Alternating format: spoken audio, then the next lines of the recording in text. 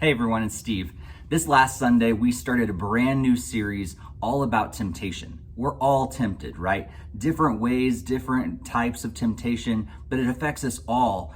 And it's something that is really hard to avoid, or it's really hard to not give into. But we started off this series talking all about how Jesus was tempted. He was tempted in the wilderness. And in Matthew chapter 4, we read this. After fasting for 40 days and 40 nights, he was hungry. Of course he was. The tempter came to him and said, "If you are the Son of God, tell these stones to become bread."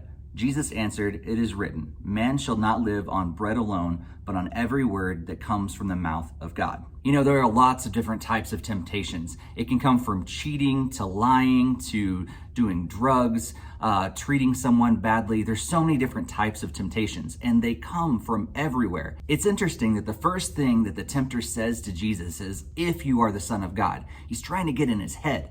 And so often that's how temptation affects us too, right? It gets in our heads. I mean, it can come from other people or it can come from other things, but a lot of times it affects our head and affects us like how we think about ourselves. So the big takeaway from this last Sunday was this: let what God says about you influence what you do. That's so important. Not anything else, not anyone else. Let what God says about you influence what you do. And if you realize that you are loved, you are accepted, you are valued, God has a plan for you, He sees you. If you believe all those things about God and what He believes about you, then that will affect everything that you do. How you talk, how you treat others, how you react, how you face temptation.